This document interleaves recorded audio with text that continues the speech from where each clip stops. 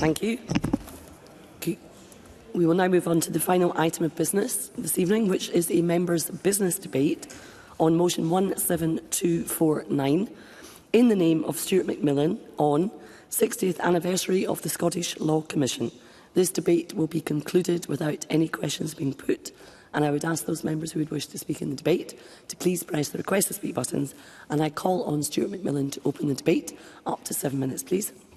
Thank you very much, Presiding Officer. First of all, it's my great pleasure to open this debate and thank colleagues who either signed the motion or who will speak this afternoon. I also want to welcome the Commissioners and staff of the Scottish Law Commission to the public gallery today. In particular, I'd like to acknowledge Lady Payton, the Chair of the Scottish Law Commission. I think it's fair to say that I put this motion down obviously as a member, but as colleagues will know, I chair the Delegated Powers and Law Reform Committee, and I think it's fair to say that we have greatly enjoyed our engagement with the Scottish Law Commission certainly in this session and also in the last parliamentary session too. The former convener of the committee, Graham Simpson, will acknowledge also, I'm sure, in his comments. Certainly, as folk in the chamber will know, that the Law Commission has moved their offices up to Parliament House within the last year or so, and this is following where they were beforehand at Causeway Side in Edinburgh. So it generally is very nice to welcome them all here to the Scottish Parliament and to the gallery today. I also want to welcome Michael Clancy from the Law Society of Scotland. Now, I know Michael is also in the public gallery. Michael Clancy sent me an email beginning of the week just with regards to today's debate, and certainly putting on record to me, which I thought actually it would be very useful to do today in this debate, recognising from the Law Society of Scotland to congratulate the Scottish Law Commission on achieving such a milestone and also on all its significant work to reform the law of Scotland for the improvement of the lives of people in Scotland. So I'm quite sure that, colleagues from the Scottish Law Commission will be very pleased with your comments, Michael. Now, so today we do mark a significant milestone, 60 years since the Scottish Law Commission was established under the Law Commission Act 1965. And as Scotland's law reform body, its mission is essentially to simplify, modernise and also improve Scots law. Outdated or unnecessarily complex laws lead to inefficiency, injustice and a legal system that does not serve the needs of ordinary people. The Commission has continuously worked to address these challenges, and as members will know, the Commission operates through 5-year working programmes approved by Scottish ministers. Now, these are informed by judges, lawyers, government departments, interest groups and also the general public.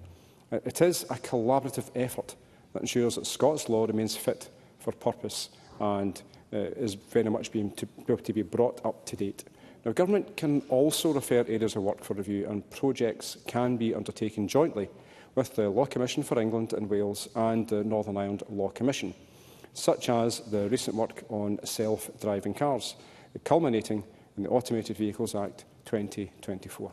Since 2013, part of the Delegated Powers and Law Reform Committee's remit has been to scrutinise specific Scottish Law Commission bills that comply with parliamentary rules. So far in this session, we have led scrutiny on 4 such bills and anticipate a 5th before the end of the session, a bill on contracts, as announced in the programme for government. Now, the committee has consistently been impressed by the Commission's diligence, research and consultative approach, notwithstanding some of our helpful recommendations when we produce our Stage 1 reports. Now, their proposals are thorough, thoughtful and also widely supported by legal stakeholders, but crucially, they do not have any party political stance. Obviously, the role of the Delegated Powers and Law Reform is very much a non-party political committee, which can't be said for all committees in the Parliament. And I generally am pleased that members of the committee tend to approach the activities that we undertake very much without a party political bias. Recent SLC bills scrutinised by the committee and now law include the Movable Transactions Bill, which is about improving access to secure lending, Trust and Succession Bill, updating key legislation dating back to 1921, the Judicial Factors Bill, which is about modernising Victorian-era law, and the Leases Automatic Continuation Etc. Scotland Bill, which is currently under review, and our committee have recently just signed off the Stage 1 report. Now, while some of these are technical in nature, the real-world impacts cannot be understated. Now, I have been to various events in the Parliament over the years, and certainly the Movable Transactions Bill is one that people within the legal fraternity were actually quite happy to talk to me about, because they knew how important that bill was, that piece of legislation, and also how it actually affected business operations. Now, likewise, the succession law reform touches the lives of many as it governs the distribution of estates after death. Now, beyond technical updates, the Commission's work has shaped areas like family law and defamation, contributing to fundamental legal improvements for the public. Now, their high rate of implementation is testimony to the ability to drive positive change through consensus, but also through that diligent research. This Friday, the 13th of June 2025, the Commission will hold a conference at the University of Edinburgh, reflecting on law reform shaping society. The keynote speaker is Lord Hodge, the Deputy President of the UK Supreme Court.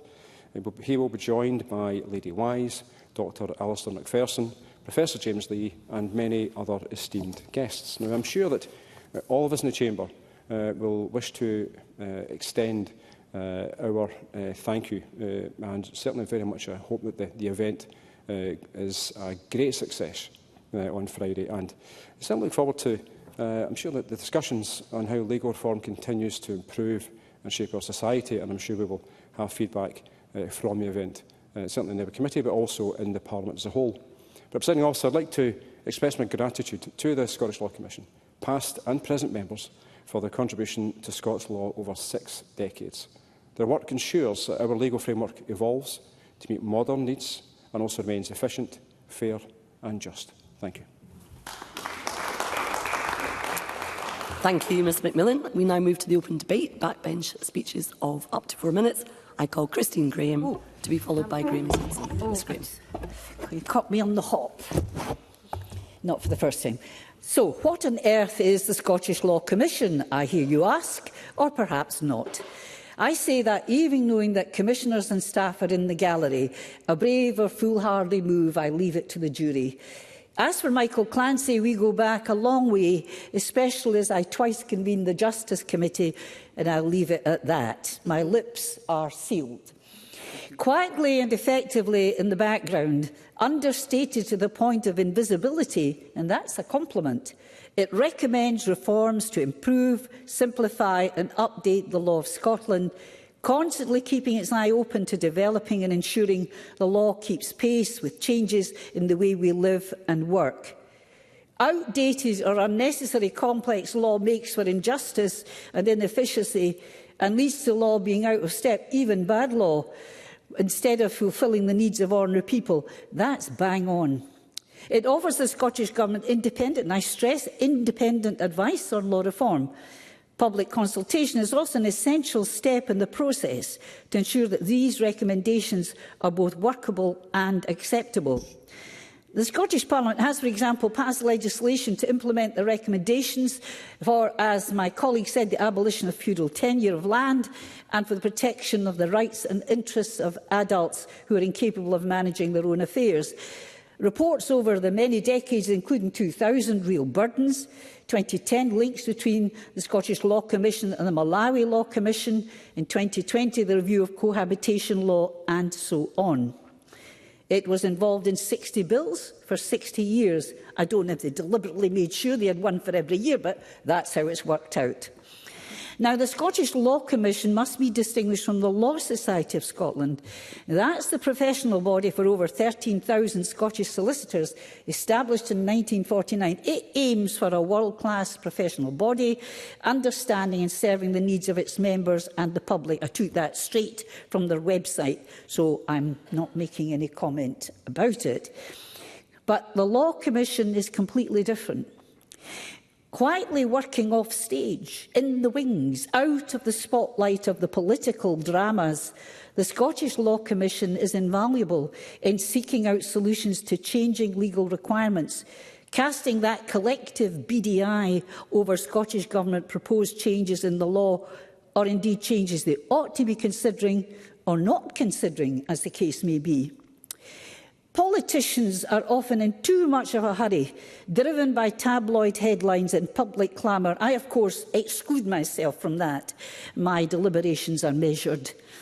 In contrast, the Scottish Law Commission, with its expertise, takes its time.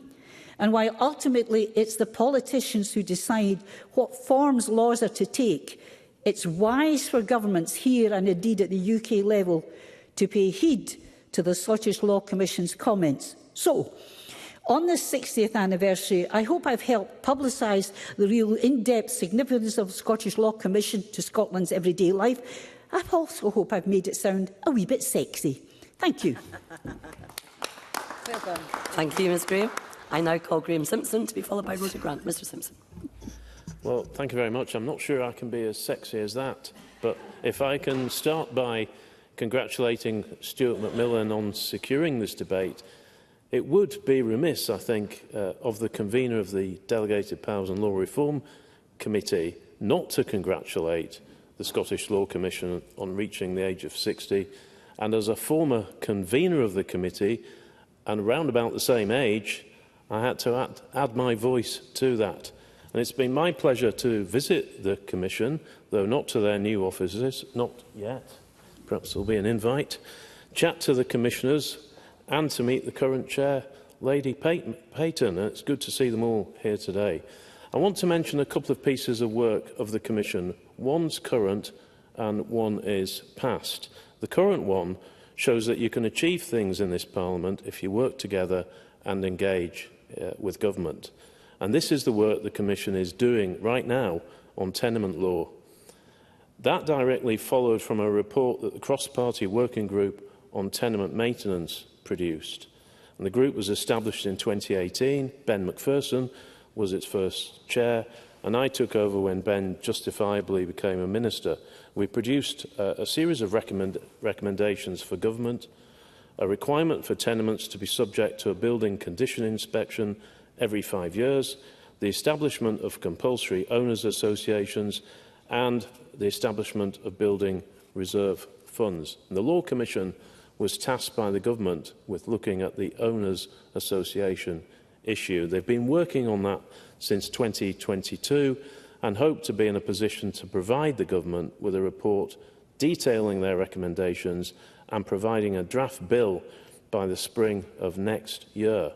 And I'd like to thank Professor Frankie McCarthy, who's leading on this, and her small team for their diligent work and for keeping us informed.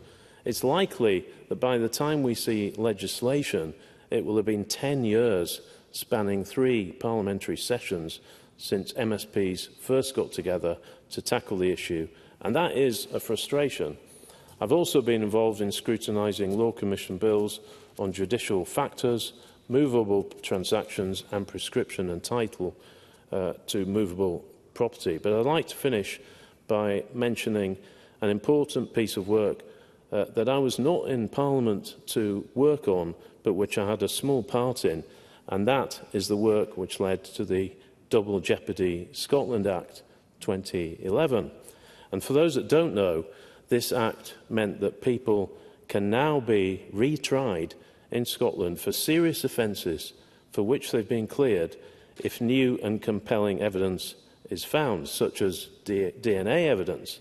This was raised in the Scottish Parliament by Annabel Goldie after a speech that I made at a party policy conference in which I told how the man accused of killing my sister in England could be retried because the law there allowed it, but the law in Scotland, where she was born, would not.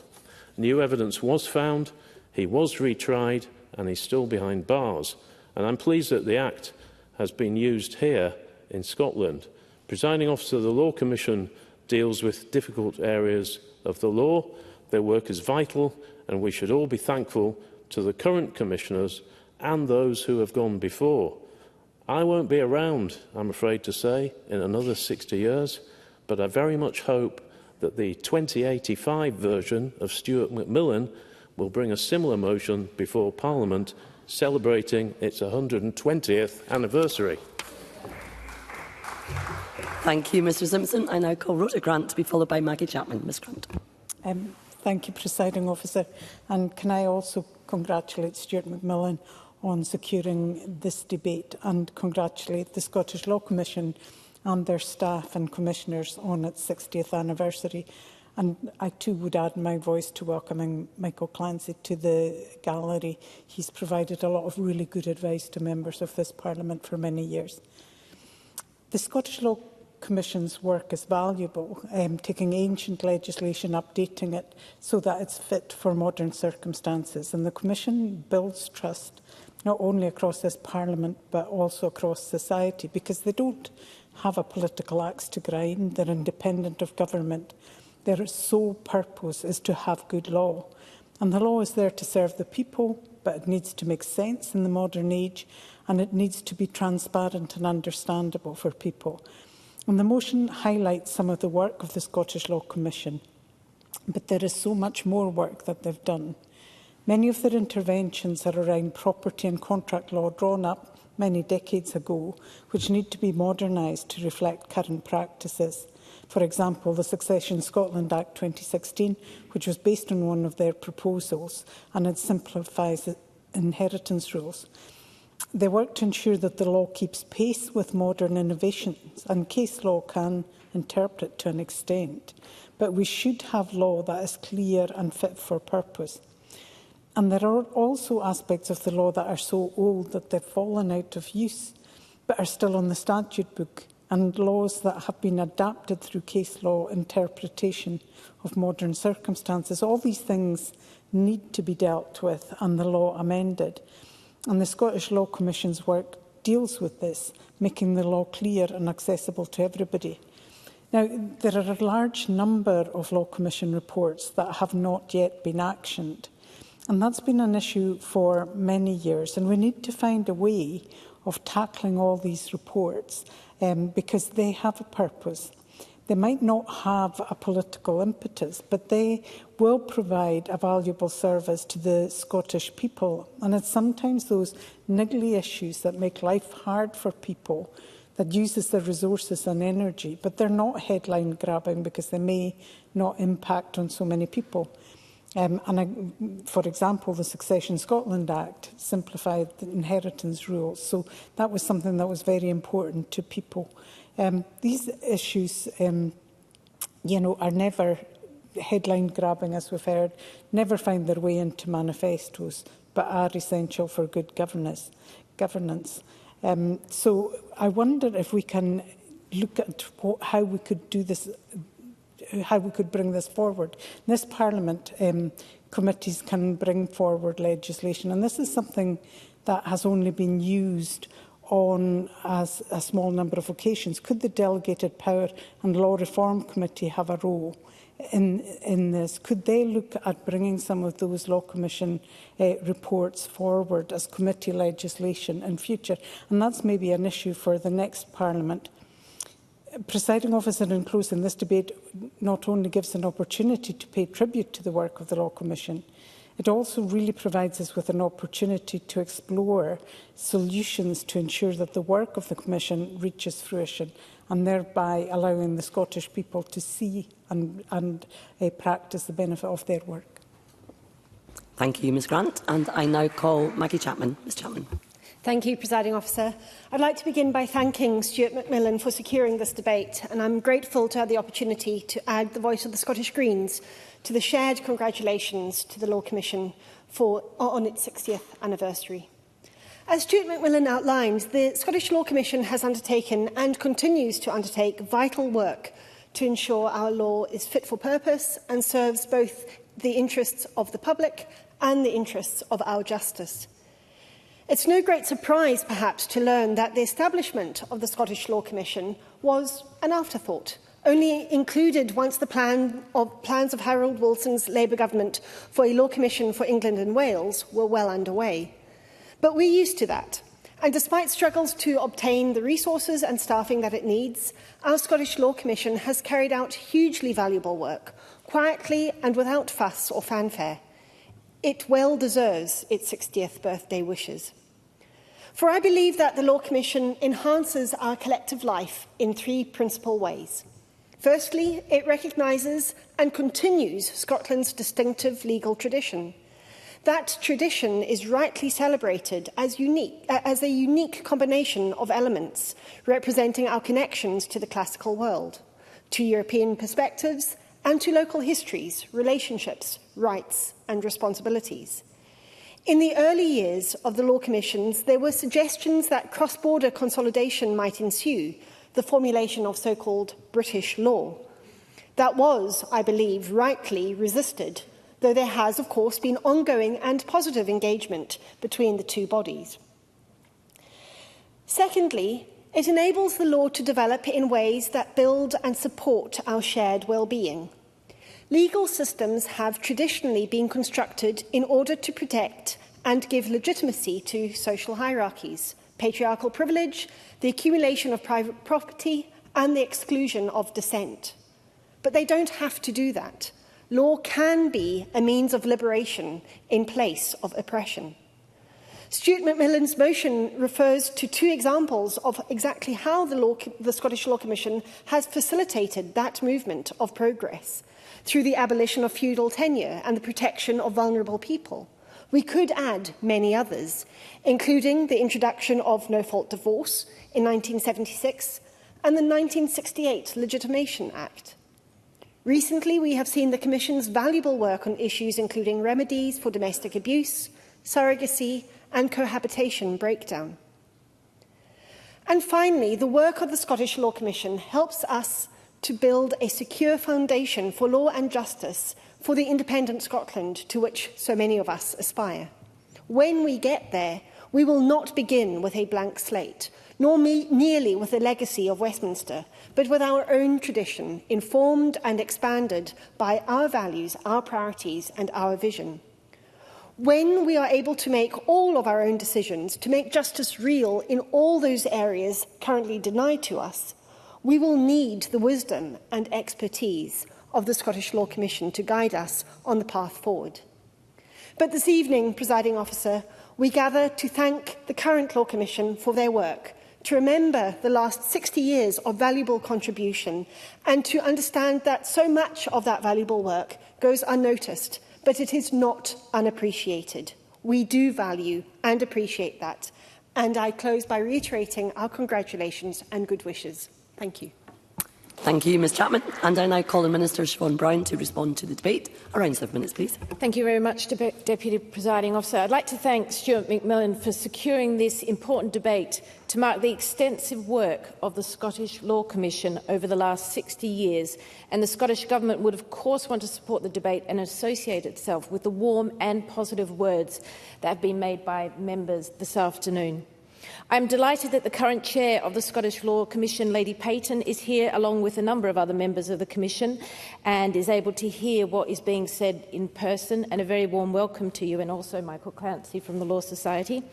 As we all know, on the 15th of June it will be 60 years since the Scottish Law Commission came into existence under the Law Commissions Act 1965, an act which was introduced to Parliament on the 20th of January 1965, received its second reading on the 8th of February and royal assent on the 15th of June.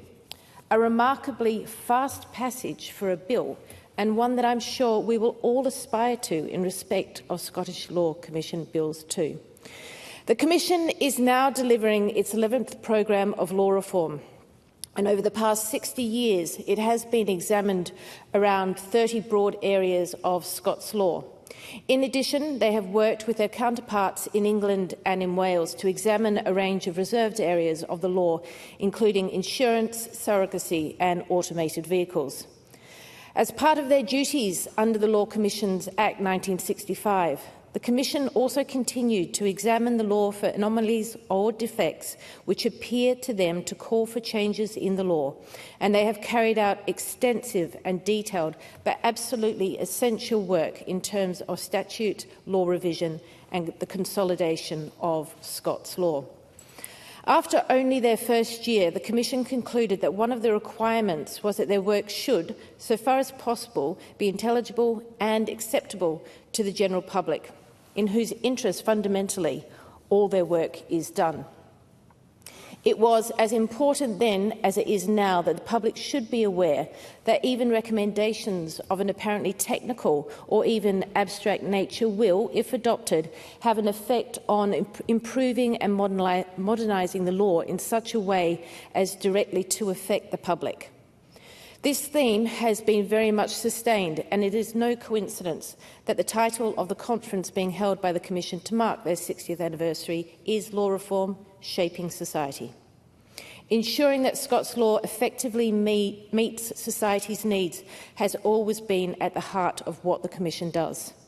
The Commission clearly does not operate in a vacuum or in an ivory tower. There would be very little point in having expert commissioners take the time to carry out detailed, thorough and thoughtful work which result in recommendations which are then not given careful consideration and taken forward. Implementation of law reform is a challenge which faces many jurisdictions, and I'm interested to hear that at this year's Commonwealth Association of Law Reform Agencies, which was held in Malta in April, that Lady Payton, the Chair of the Scottish Law Commission, delivered remotely a reflection on the Commission at 60 years, in which she spoke about the collaboration and the focus needed to ensure that recommended law reform happens. As noted in the wording of this debate, in May 2013, the Parliament agreed to change in standing orders to allow certain SLC-derived bills to be considered by the Delegated Powers and Law Reform Committee. This was intended to improve the implementation rate of the SLC bills by ensuring that the workload of the Justice Committee, within whose remit SLC bills invariably fall, would be less of a blockage to delivery. But the work to improve the implementation rate did not stop there. In May 2019, the DPLR Reform Committee agreed to the remit of the working group to review the presiding officer's criteria for designating bills as a Scottish Law Commission bills which may be referred to the Committee for Scrutiny. The working group comprised the Scottish Government, the Scottish Law Commission and Scottish Parliament officials. It was a great example of collaborative working with a clear goal, and it made some important recommendations on what further steps it might be appropriate to improve implementation. If I may just touch lightly on Rhoda Grant's points about implementation. Sometimes there can be good reasons for not progressing something. For example, a shift in societal expectations, as happened with the removal of the time bar for victims of historical child abuse, or the development of a different policy approach, for example, with adults with incapacity. This speaks to the independent status of the Scottish Law Commission and its relationship with the government. Also, not all reports are for the Scottish Government to implement. Some sit with the UK Government, and most recently being surrogacy, electoral law and automated vehicles. So I think the implementation rate is good, but importantly, we have been getting significantly better over the last 10 years. And in this parliamentary session, Commission bills will account for approximately 9% of all legislation going through this Parliament. Presiding Officer, I wish to place on record my thanks to the Scottish Law Commission for their sterling work over the past 60 years. Work which has transformed, through law reform, the lives of individuals and the operations of businesses across Scotland. And I am sure the Scottish Law Commission will continue their excellent work for the next 60 years. Thank you. Thank you, Minister. That concludes the debate, and I close this meeting.